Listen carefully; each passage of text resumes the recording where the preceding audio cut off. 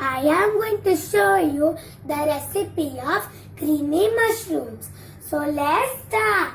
So the ingredients of my recipe are 200 grams of mushroom which is chopped into half, 3 tablespoons of cream, some onion which is finely chopped, black pepper powder, mixed herbs, some butter and salt. So let's start. Now take a pan and add 2 tablespoons of butter. Let it melt.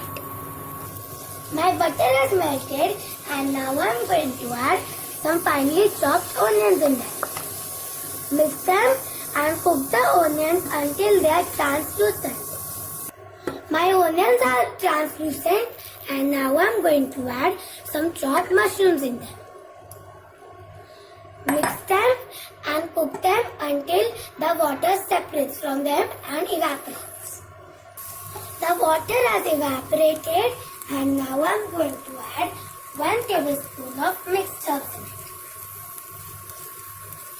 Then I am going to add 1/4 tablespoon of black pepper powder, salt as per taste and 3 tablespoons of cream.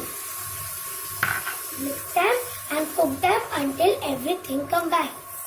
My mushrooms have cooked and now I am going to transfer them into a bowl.